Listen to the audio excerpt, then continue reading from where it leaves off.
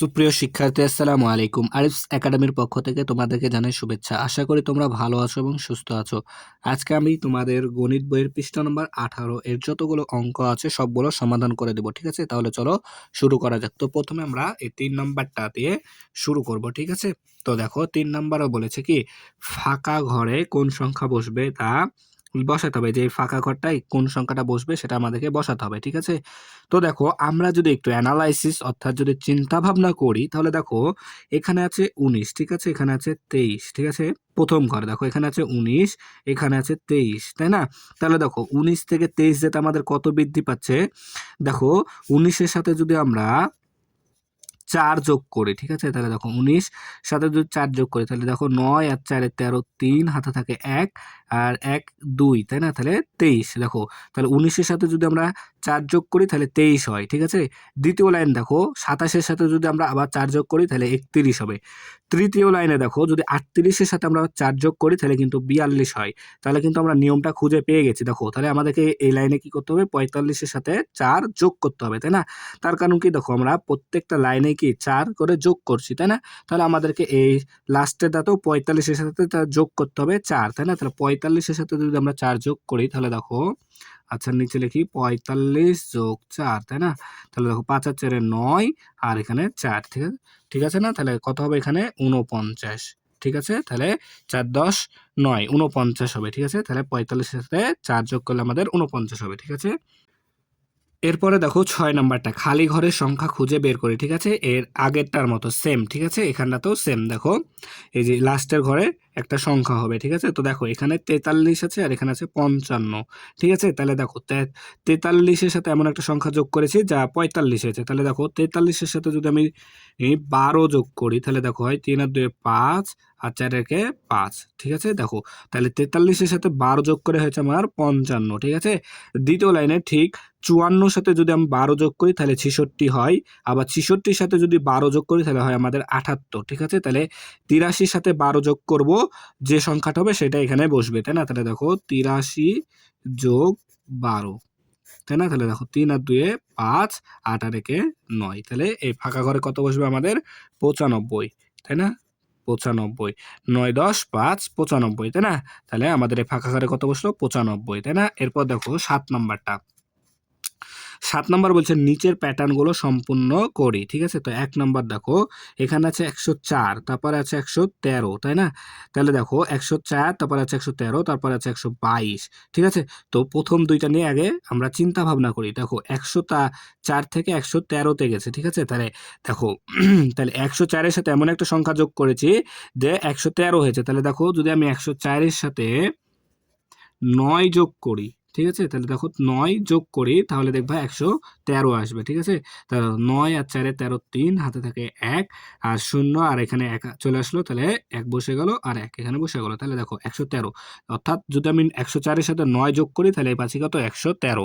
অর্থাৎ এই প্রত্যেকটা দেখো এখানে 104-এর সাথে 9 যোগ করে 113 হয়েছে, আবার 113-এর সাথে 9 যোগ করে 122 হয়েছে। ঠিক আছে, আবার 122-এর সাথে 9 যোগ করে 131 হয়েছে, 131-এর সাথে 9 যোগ করে হয়েছে আমাদের 140। ঠিক আছে, তাহলে এখন যদি আমি 140-এর সাথে 9 যোগ করি তাহলে দেখো 149 হবে। ঠিক আছে, আবার 149-এর সাথে আমার 9 যোগ করতে হবে। দেখো 149-এর সাথে যদি আমি 9 যোগ করি তাহলে দেখো কত হয়, তাহলে 9 আর 9 18, 8 হাত থেকে 1 এখানে 1 চলে আসবে, তাহলে 4 আর 5 আর 1 চলে আসবে, তাহলে 158।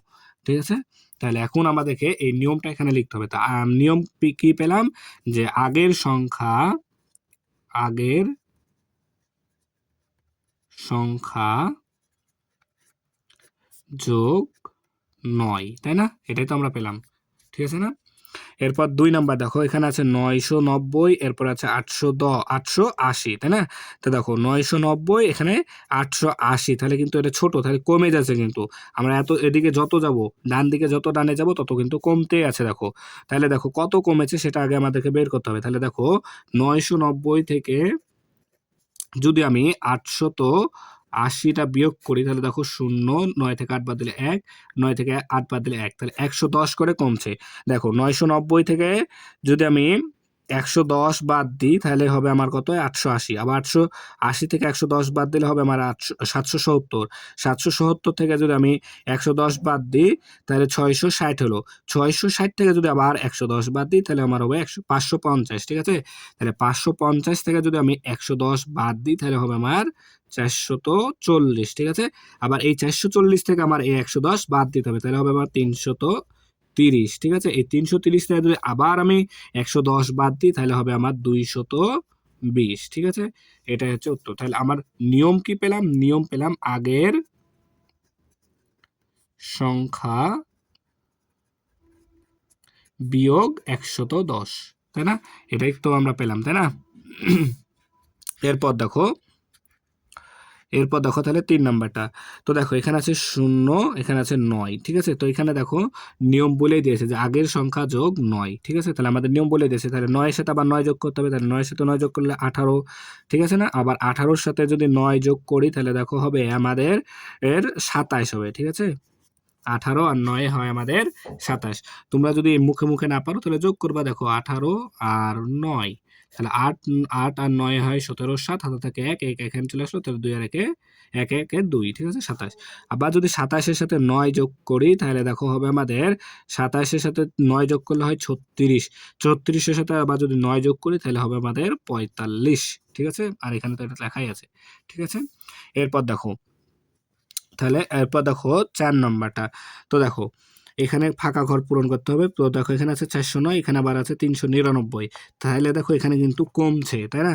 তাহলে কত কমছে সেটা আমাদেরকে বের করতে হবে। তো আমরা কত কমছে দেখি, বিয়োগ করি 409 বিয়োগ 399, বিয়োগ করলে আমরা বুঝতে পারবো যে কত করে কমছে। দেখো 9 থেকে 9 বাদ দিলে 0, এখানে 0 থেকে 9 বাদ যায় না, তাহলে 0-কে 10 ধরবো, 10 থেকে 9 বাদ দিলে 1, ঠিক আছে। 1 এখানে চলে আসবে। তাহলে দেখো 4 থেকে 4 বাদ দিলে 0, শূন্যের দাম নাই, অর্থাৎ 10 করে কমছে। দেখো তাহলে 409 থেকে যদি 10 বাদ দিই তাহলে হয় আমার 399, আবার 399 থেকে যদি 10 বাদ দিই তাহলে 389 হবে, আবার 389 থেকে 10 বাদ দিলে 369 হবে, তাই না? 379 হবে। তাহলে এই 379 থেকে যদি আমি 10 বাদ দিই তাহলে আমার কত হবে 369, তাই না? আর এখানে কত হবে দেখো, তাহলে এখানে যদি আমি 419 থেকে 9 বাদ দিই তাহলে 409 হবে, তাই না? তাহলে আমাদের এটা কি সমাধান হয়ে গেল। তাহলে 10 করে কমছে, তাই না? তাহলে এখানে নিয়ম হবে কি, আমাদের নিয়ম হবে আগের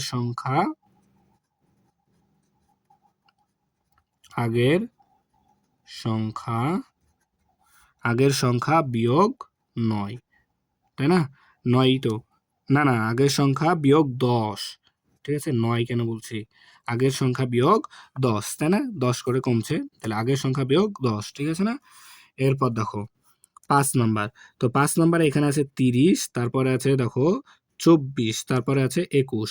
তো দেখো এখানে 24 থেকে 21 হয়েছে, তাই না? তা 24 থেকে 21 হয়েছে মানে কমছে, তাই না? তাহলে এদিকে যত যাব ডানে তত কমবে আমাদের। তাহলে দেখো 24 থেকে যদি 21 হয় তাহলে কত কমছে, 3 করে কমছে, তাই না? তাহলে 3 করে কমছে।